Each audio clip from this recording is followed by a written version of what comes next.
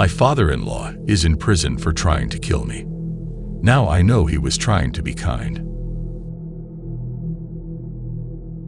1 year ago, my father-in-law tried to murder me. He planned it beautifully, the trip up to the cabin in the woods that his family owned, pushing me into the dried-up old well, pickpocketed my phone, left a gun within the well that gave me the option of killing myself instead of starving to death. His twisted version of mercy, I guess. Either way, he would have got away with it. He hadn't accounted for the lost dog, though. Hadn't thought that a couple would come looking for a beloved pet who had raced off after a deer. That they would find me, half dead from starvation and dehydration, holding the gun, contemplating it seriously after nearly 3 days in the well, fully aware that I was going to die of thirst before starvation. There had been no rain for days. When I woke up in hospital, my wife Samantha was by my side holding my hand, her beautiful face wet with tears. Despite my own physical pain, all I wanted to do was make her stop crying. So I softly took her hand and with great effort raised it to my lips and give it a gentle kiss. I was so worried about you. What happened to you? She begged me, green eyes bright with tears. The nurse came in and took my vitals, then told my wife that she should leave me to sleep some more. I was glad for the rescue because I knew once I revealed what had really happened to me, my wife's heart would break permanently. Her father had always been her favorite person. I met Samantha at work 3 years ago. She was the marketing executive where I was a software developer. We were both in our late 20s, and I knew within 10 minutes of our first conversation that I was going to marry her. She was bright, funny, clever, and it didn't hurt that she was absolutely gorgeous with bright green eyes and long red hair. 4 months into dating her, she met my family. I come from a massive family where both my parents had 4 siblings each, and then went on to have 5 kids together too. Our Sunday lunches are loud, raucous events at my folks' place with at least 20 people in attendance, but Sam was utterly charmed by my family, and my parents and siblings adored her. She fit right in like the missing piece of a jigsaw puzzle. Everything was going so well until Sam decided it was time for me to meet her only family member, her father. Cameron Joyce was a tall, burly man who dressed and looked like a lumberjack. He lived in a neighborhood at the very edge of the suburbs, close to a big wide forest. When he stiffly shook my hand, his blue eyes ice cold, a sort of chill ran through me. After we walked into the 2-bedroom house behind him, the first red flag should have been that there were no photos of Sam's mother. Not one. In fact, if I truly thought about it, Sam never really spoke about her mother. I should have asked more questions about her, but I guess I always just assumed that the subject was too painful for her. The first time I thought her father was trying to kill me was a fleeting thought which happened that visit. I distinctly heard Sam tell her father over the phone multiple times that I had a nut allergy, but when we sat down to eat, I started to feel my throat swell up. Sam's father watched me cough, slowly chewing his food. Of course we had an EpiPen on us, but if we hadn't, I could be dead right now. Then it was the time right after our wedding when he knew I couldn't swim, but I am 90% sure he pushed me into the lake when the 3 of us were on the docks looking at his boat. The 3rd time was the charm, though. If those hikers hadn't found me, I'm sure I would have died down in that well. You might be wondering why I chose to go to that cabin with a man I thought was trying to kill me. Because I really didn't think he was trying to kill me. My brain insisted that I had misread or misheard the situation, and both those incidents could have been accidents. Also, Sam was Keen, her father, and her husband, and I just couldn't break her heart. I'll never forget the ride to go to the cabin. My father-in-law was a man of few words, so when he decided to tell me a story, I almost sighed with relief that I didn't have to keep talking to fill the dead air between us. He kept his eyes on the road and said, "There was once a boy who lived a happy life with his family in the forest. It was him, his 3 brothers, his parents, his grandparents, his uncles and aunts, and all his cousins. He didn't know much about the world beyond his family home, but he had 1,000 things to do in the woods, so he never wondered. For a time, all was well, and as it should be. The boy and his family lived off the land, hunted, and thrived. Until one day on his 19th birthday, the boy saw the woman in white in the gut of the trees. Ethereal and shimmering, she glowed like a white will-o'-the-wisp. When he asked his mother about her, she told him to stay away from the woman, that nothing good comes out of the woods on a sickle moon night. We were close to the cabin now, and as we approached it, a strange sort of feeling was beginning to crawl up my spine, a sense of something being wrong gripping me tightly. The boy listened to his mother.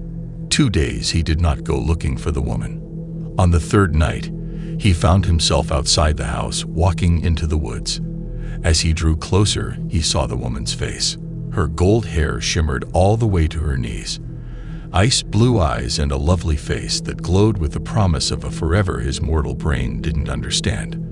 The woman offered him her hand. Entranced, he reached out and took it. He parked and turned off the engine of the car, but still wouldn't look at me. Instead, he stared ahead into the depth of the forest as he told me this eerie tale. The minute he took that hand, the thing claimed him. They found him a year later at the top of a mountain living in a cave, naked and insane, speaking a strange tongue in a language which had to be made up. What was terrifying was that both his legs from his knees downwards were gone. And yet, the wounds had been cauterized, and someone or something had clearly been feeding him. His parents brought him home and tried to help him recover his mind.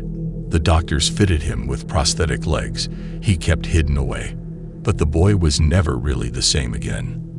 When he began to slowly speak again, he spoke of a woman with a skull instead of a face, a long skeletal crone's body, fangs instead of teeth, clumps of white hair that fell out of her head, and milk-white eyes, the eyes of a corpse.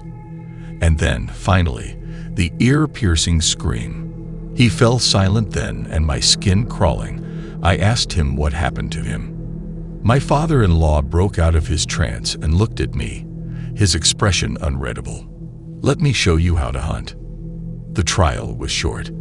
My father-in-law was caught in possession of my phone and several other items that suggested what he planned to do. His internet search history revealed extensive ways to murder someone. When they put Cameron Joyce in prison, my wife cried herself to sleep every night for a month. I think she blamed me for what happened, even though she would never say those words. I would catch her looking out from our apartment in the direction of the forest, which we could see clearly. She grew more and more forgetful, wouldn't go to work, would sleep all day. Some days she wouldn't even brush her hair. Her face grew more haggard, and sometimes when I saw her naked form in bed in the moonlight, I could swear I saw her ribs through her translucent skin. Her sadness was going to devour her, and there was nothing I could do about it. One day I came home, and she wasn't there. I looked for her everywhere. I don't know how I knew it, but somehow I knew she would be at the cabin. I jumped into my car and sped there at full speed, not caring how many fines I would have to pay. I got there just before dark, and I caught sight of her. She was naked, her back to me, facing the forest. "Sam." I called her name as I got out of the car. She didn't turn to look at me. Instead, she stood there, her messy red hair lifted by the breeze. I called to her again, a deep sense of unease in my bones. "Sam." Slowly, she turned to face me. And that was when I saw her face. A skull. A distended jaw that opened much, much too wide. That was when she let out an ear-piercing scream. A sharp pain burst through my head, and I immediately clapped my hands over my ears. I tried screaming my wife's name again, but all I could hear was the shriek that was starting to feel like someone was knifing my brain. My vision swam, and I stumbled backward. A dozen figures had appeared from the woods, all of them with skull-like faces, impossibly distended jaws, and the same milk-white eyes that had replaced my wife's bright green ones. And they were all walking towards me. I didn't even think. I got into my car and started the engine, my ears bleeding from the sound of the scream. I ran. 2 days later, I am couch surfing at a friend's after the doctors had dealt with one perforated eardrum. They told me I was lucky both my eardrums hadn't burst from the volume I was listening to music at. I had just nodded and let them get on with it. There was a ringing in my ears I couldn't quite get rid of no matter how I tried. There was no way I could explain what had happened in those woods to them. I am waiting for the ringing and the headache to stop before I go looking for Sam again. This time, I will take a gun. I'll find her and bring her home. I've already spoken to the police, but I know they just aren't as motivated to find her as me. My phone rings and I gingerly held it to my good ear. It's a collect call from the prison. I accept it because who else could possibly give me answers? It happened, didn't it? My father-in-law's gruff voice made me nearly drop the phone. I swallowed hard. Sam's gone, I said numbly. She's gone back where she belongs. He said, "You're lucky." How am I lucky? I asked, bitter anger surging through me. She was my wife and your daughter. That thing was no daughter nor a wife. It knows how to mimic being human. Why do you think I told you that story? His voice was low and even. My jaw dropped. Was he really suggesting he was the boy from the dark fairy tale he has told? You're cruel, disowning your daughter, trying to kill me, you should. Listen to me, boy, and listen good. That creature was dropped at my doorstep a few months after I came home from the forest. It was an infant then, and it butchered my parents. I found pieces of them around their cabin for years. It then proceeded to kill everyone related to me. But it wouldn't let me die or kill me, and I couldn't figure out why until I realized it needed me the way a parasite needs its host. Finally, when everyone I loved was dead and buried, it needed more prey, and it found you. It will take pieces of you, then keep you alive to take pieces of everyone you love. It will feed on your pain as you live through your own horror show.